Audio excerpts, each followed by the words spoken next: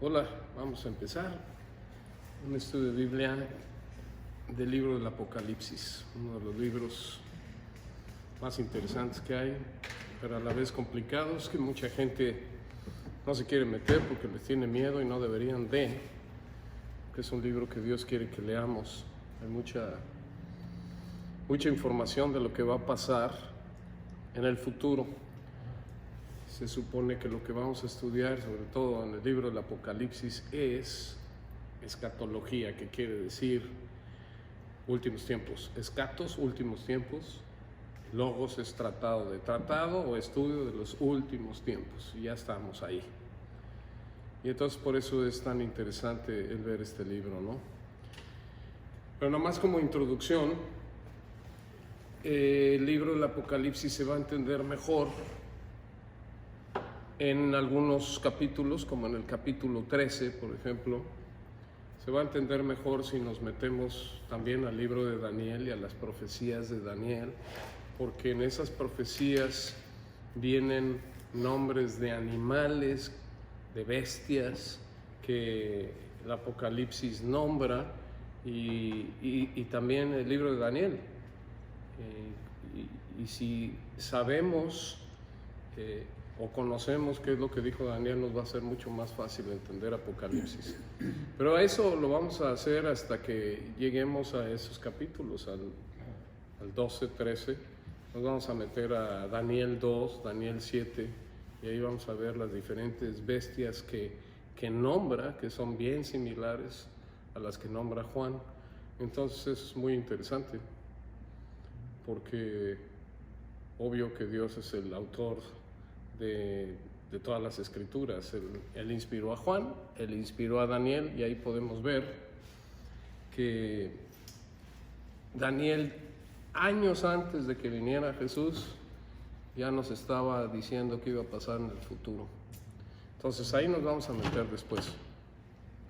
Entonces, como introducción, y pueden hacer las preguntas que quieran, nos pueden interrumpir, esto va a quedar editado, y entonces en el momento que quieran hacer preguntas, o yo voy a hacer pausas para a ver si ustedes las tienen o no. El autor de el libro del Apocalipsis es Dios a través de Juan, el apóstol Juan. La mano de él la escribió. Sí, la mano de Juan la escribió. El apóstol Juan, que también escribió el Evangelio y que escribió las cartas primera, segunda y tercera de Juan. Entonces, nomás para que sepan, él también escribió el Apocalipsis, y lo escribió desde una isla donde estaba desterrado. Ahí lo desterraron. A todos los apóstoles los mataron, él no. No vamos ahorita a meternos a su historia, pero se salvó de la muerte, lo desterraron, y parece que después regresó ya de viejito a Éfesos. Pero fue desterrado, y en la isla de Patmos, ahí es donde escribió este libro, obviamente inspirado por Dios. La fecha más o menos dice la gente que es del 90 al 100 después de Cristo, o sea, unos 60 años después de que Jesús murió. Pero puede que no, porque en el año 70 destruyen Israel, los romanos, y él no menciona nada de la destrucción de Israel. Entonces a algunos se les hace que pudo haberlo escrito antes, pero casi todos coinciden de que es por ahí del año 90, unos 60 años después de que haya muerto Jesús. Y puede ser porque se está concentrando solamente en lo que Dios lo está inspirando, que es el futuro, qué va a pasar después. Y a la iglesia, dirígete a la iglesia. Entonces él no nos está contando historia, por ejemplo, de la destrucción de Israel por los romanos. Él nos está contando lo que va a pasar en el futuro, ¿no? Básicamente. Los temas que utiliza este libro es el comportamiento de la iglesia, que es lo que nos vamos a meter hoy, a ver, porque se dirige a 7 iglesias que estaban en la región de Turquía. Ahorita vamos a ver cuáles son. Esas 7 iglesias tenían diferente comportamiento todas. Entonces uno de los temas es hablarle a la iglesia, su comportamiento es X y Dios lo sabe. Después otro tema son los 7 años de tribulación, que se le vienen a los que no pusieron su fe en Cristo, antes del arrebato. Va a haber un arrebato que también obviamente lo vamos a mencionar y vamos a decir cuál es nuestra opinión de cuándo va a ser ese arrebato. Esos 7 años de tribulación es un juicio intenso en donde Dios está describiendo qué es lo que va a pasar con mucha claridad. También se trata del regreso de Israel a Dios, porque en esos 7 años 144,000 judíos, como vamos a ver, se convierten. Ellos son los que empiezan a decirle a todo el mundo que Jesús es el Mesías. Y Israel, en términos generales, regresa a Dios creyendo en el Mesías, que es Jesús. Otro tema que es sumamente interesante es el anticristo. Aquí es donde Dios menciona que va a haber un anticristo, un hombre que va a gobernar esos últimos 7 años y va a hacer cosas que nadie se imagina, tremendas. Va a tener un profeta al lado y bueno, pues la historia después la vamos contando poco a poco, pero esta es la historia del anticristo también en este libro. Y después de eso, obviamente, otro tema es el regreso de Jesús. Después de esos 7 años, Jesús regresa a la tierra con su gente y hay una nueva tierra, un nuevo cielo que también está descrito en este libro, y el juicio final para los no creyentes. Ahí es donde viene, la nueva tierra, el nuevo cielo. Llegan esos después de los 1000 años de reinado de Cristo, que es lo que nos faltó. Primero reina 1000 años aquí en la tierra Cristo, y después de esos 1000 años viene el juicio final para los no creyentes. Ahí es cuando los no creyentes resucitan y se separan de Dios para siempre. También van a resucitar ellos.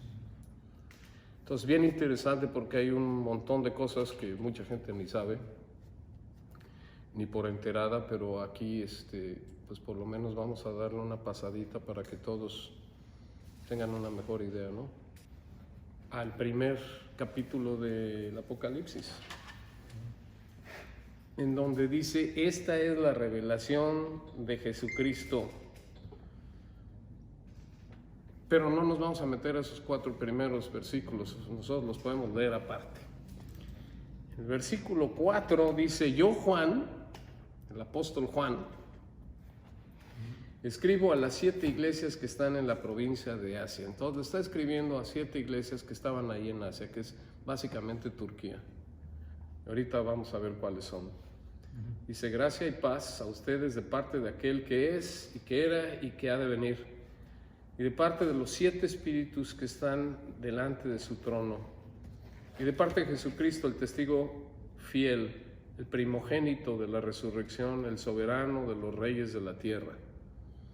Entonces aquí está utilizando nombres para Jesús que son bien interesantes y que tienen que ver mucho con la teología. Primogénito, es el primogénito de la resurrección. ¿Por qué diría eso Juan? Porque es el primero que resucitó con un cuerpo celestial, con un cuerpo que nunca más va a morir. Es el primero. Ahorita los que han fallecido y que pusieron su fe en Cristo no tienen cuerpos resucitados todavía, solo Él. Ahorita Él es el primogénito, pero es el único que tiene este cuerpo. Y esos nuevos cuerpos se le van a dar a su gente, a los que hayan creído en Él, después. Pero ¿Te refieres a su iglesia? A su iglesia. Los que hayan puesto la fe en el Mesías y en lo que hizo en la cruz, su iglesia va a tener ese tipo de cuerpos, pero Él es el primogénito de la resurrección, es el primero, como todos sabemos, ¿no? Dice: al que nos ama y que por su sangre nos ha librado de nuestros pecados, al que ha hecho de nosotros un reino, sacerdotes al servicio de Dios su Padre, a Él sea la gloria y el poder por los siglos de los siglos. Amén. Miren que vienen las nubes, y todos lo verán con sus propios ojos, incluso quienes lo traspasaron, y por Él harán lamentación todos los pueblos de la tierra. Así será. Amén. Y después dice en el 8, yo soy el alfa y la omega, dice el Señor Dios, el que es, el que era y el que ha de venir, el Todopoderoso. Y entonces aquí se sigue poniendo adjetivos, es el alfa y el omega, y eso nos dice otra característica de Dios, siempre existió. Alfa y omega, la primera, la última letra del alfabeto griego. Entonces Él siempre existió. Y es todopoderoso, o sea, tiene todos los atributos que hemos visto a través de la Biblia, ¿no? Y aquí los está volviendo a repetir. Dice, yo Juan, el versículo 9, hermano de ustedes y compañero en el sufrimiento, pues obviamente aquí en la tierra, o sea, si podemos describir de alguna manera la vida de repente aquí, es de sufrir. ¿Por qué? Porque el pecado está metido. En el reino y en la perseverancia que tenemos en unión con Jesús, estaba la isla de Patmos por causa de la palabra de Dios y del testimonio de Jesús. Entonces, lo desterraron allá por persecución. Eso es lo que ya le fue bien, porque a todos los demás los mataron. En el día el Señor vino sobre mí el Espíritu, y oí detrás de mí una voz fuerte como de trompeta que decía, escribe un libro, lo que veas, y envíalo a las 7 iglesias, a Éfeso, a Esmirna, Pérgamo, Tiatira, Sardis, Filadelfia y Laodicea. Esas son las iglesias a las que Juan escribió, y obviamente las escribió porque Dios le dijo hazlo, ¿no? Me volví para ver de quién era la voz que me hablaba, y al volverme vi 7 candelabros de oro. Esto ahorita vamos a ver qué son. En medio de los candelabros estaba alguien semejante al Hijo del Hombre, vestido con una túnica que le llegaba hasta los pies y ceñido con una banda de oro a la altura del pecho. ¿Se lo empiezan a imaginar? Este es Jesús, pero de otra manera. O sea, Jesús el Rey, el juez, ya no es el Cordero que vino primero a morir por el pecado del mundo, ya es el Rey. Su cabellera lucía como la lana blanca, como la nieve, imagínense, y sus ojos resplandecían como llama de fuego. Sus pies parecían bronce al rojo vivo en un horno. ¡Wow! ¡Qué descripción!, ¿no? Y su voz era tan fuerte como el estruendo de una catarata. O sea, era impactante la presencia de Jesús ahí. En su mano derecha tenía 7 estrellas y de su boca salía una aguda espada de 2 filos. Su rostro era como el del sol cuando brilla en todo su esplendor. Al verlo, caía a sus pies como muerto. Pues sí, todo el mundo hubiéramos caído muertos del impacto. Pero él, poniéndome su mano derecha sobre mí, me dijo, no tengas miedo, yo soy el primero y el último, el que vive. Estuve muerto, pero ahora vivo por los siglos de los siglos y tengo las llaves de la muerte y del infierno. O sea, obviamente es Jesús. Estuvo muerto, o sea, Dios no puede morir, pero el hombre, el cuerpo de Jesús murió, pero está vivo, ya tiene un nuevo cuerpo. Y se escribe pues lo que has visto, lo que sucede ahora y lo que sucederá después. Esta es la explicación del misterio de las 7 estrellas. ¿Se acuerdan que tenía 7 estrellas? Que viste en mi mano derecha, y de los 7 candelabros de oro. Las 7 estrellas son los ángeles de las 7 iglesias, y aquí se entiende como los mensajeros, los pastores de las iglesias, los líderes de esas iglesias. Y los 7 candelabros son las 7 iglesias. Entonces está Jesús pasando por las 7 iglesias y les está mandando un mensaje a los líderes, para que se lo digan a todos. ¿Tienen algún comentario ahí?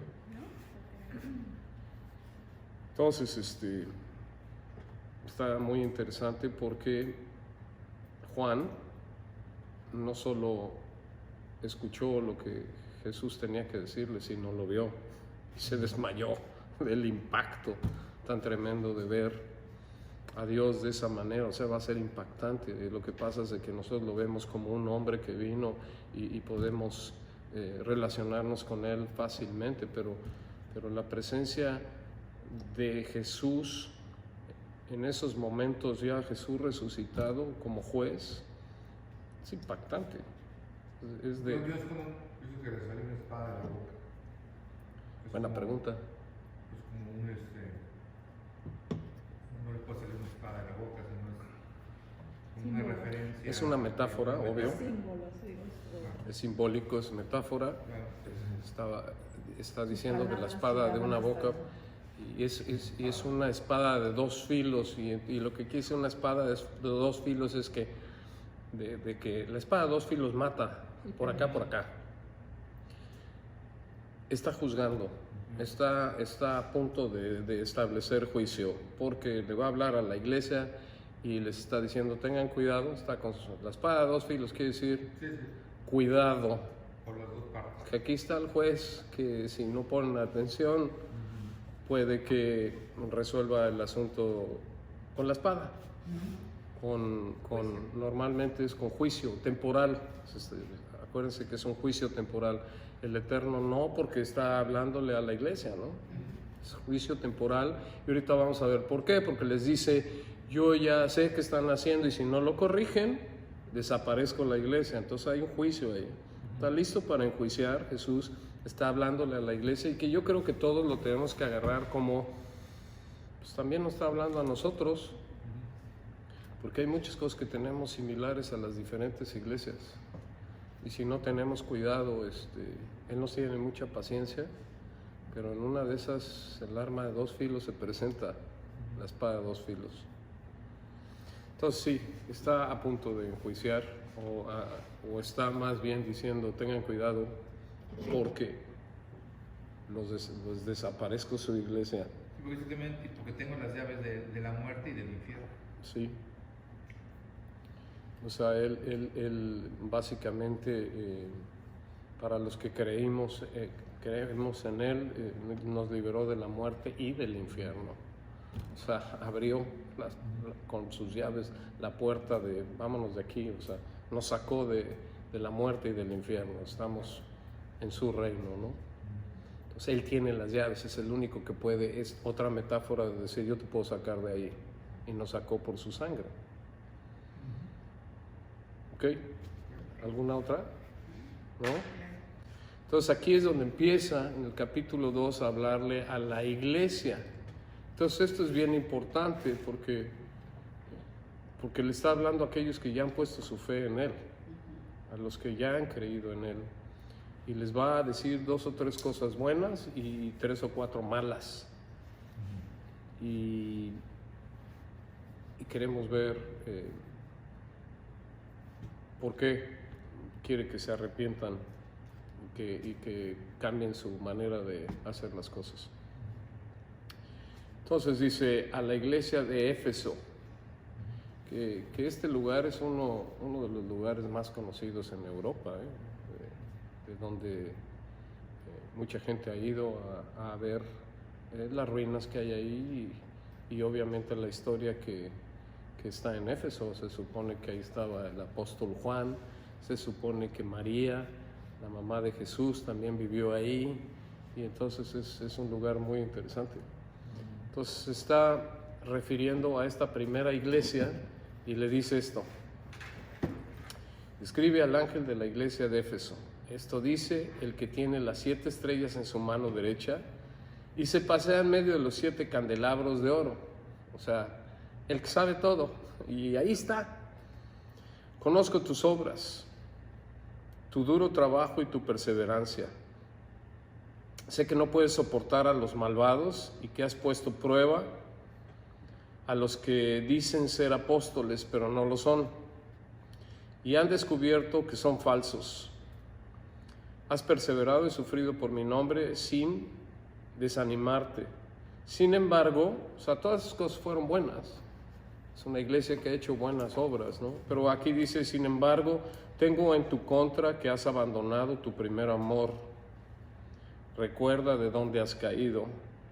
Arrepiéntete y vuelve a practicar las obras que hacías al principio. Si no te arrepientes, iré y quitaré de su lugar tu candelabro.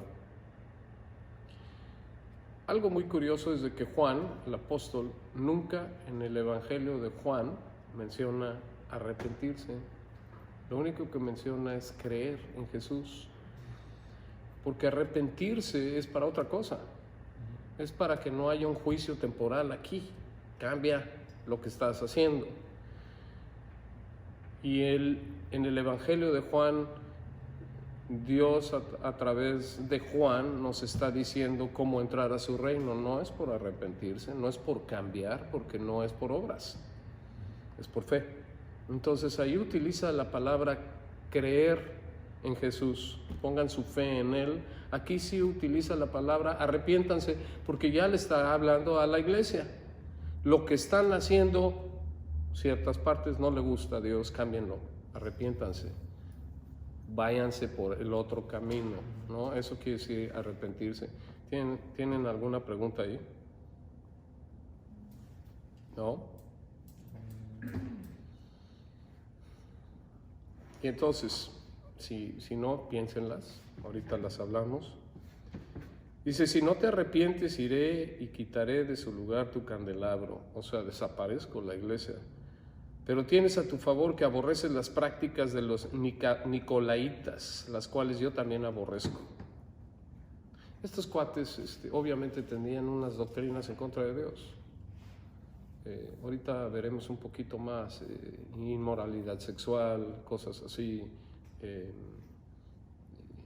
Dedicaban la comida o la carne a ídolos, etcétera. Y entonces estos cuates las aborrecían esto, igual que Dios, ¿no? Entonces dice, pero tienes a tu favor eso. O sea, que tenían cosas a favor. ¿Nicolaitas quiénes son?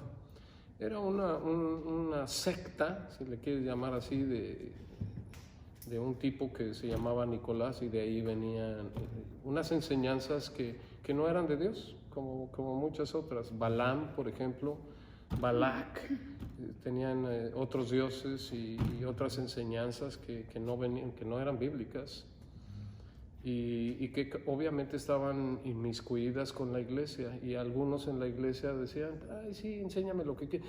Lo importante es que no podemos dejar que en una iglesia entre cualquier cosa que no sea bíblico. O sea, ese es un punto bien importante. O sea, porque en muchísimas iglesias entran cosas que no son bíblicas, inventadas por alguien, que se vuelven una costumbre, una tradición, y ya creen que es de Dios. No, Dios está diciendo, estas doctrinas, estas prácticas que tienen estos nicolaitas, las detesto, o sea, no son de Él, ¿no? Y nosotros como iglesia tenemos que tener cuidado de que no entre doctrinas a la iglesia que no son de Él. Por eso hay muchas iglesias que no tienen ese cuidado, y que todo va, y hablan de todo menos de lo que dice la Biblia. Entonces, eso es importante. En el 7 dice, el que tenga oídos que oiga lo que el Espíritu dice a las iglesias. Al que salga vencedor le daré el derecho de comer del árbol de la vida que está en el paraíso de Dios. Vamos ahí. Entonces, al que salga vencedor, o sea, al que escuche, al que cambie, al que se arrepienta de hacer las cosas mal. Todos tenemos algo de qué arrepentirnos como cristianos. O sea, tenemos cosas muy buenas y tenemos cosas malas, y tenemos que saber cuáles son para cambiarlas, porque Dios creo que nos está hablando a todos claramente, decir, esto no está bien y tú sabes qué es, cámbienlo, arrepiéntanse, háganlo diferente. Otra vez yo creo que se trata de recordarle a nuestros corazones qué tan agradecidos estamos con Dios. Se nos olvida, así, ya se me olvidó lo que Él hizo por mí. Hay que estar constantemente agradecidos para que ese amor por Él esté avivado. El problema es de que hay muchos cristianos que se nos olvida todo lo que hizo y todo lo que va a pasar, y vivimos vidas como todos los demás. Juan está diciendo, regresa a tu primera razón, recuerda, y por eso es lo que hacemos todos los domingos y en muchas iglesias, recordarle a la gente, acuérdate de dónde vienes y qué hicieron por ti para que tú estés puesto a hacer lo que te toca hacer, ¿no? Pero yo creo que hay mucha gente y muchos cristianos que ni a la iglesia van. Y entonces, ¿quién les va a recordar qué hacer? Y sí son salvos porque ya pusieron su fe en Cristo, pero están caminando con el resto del mundo porque se olvidaron de su primer amor, se olvidaron de Dios. ¿Sí? No quiere Dios que hagamos eso. Y por eso esto debería estar lleno, pero pues no está lleno.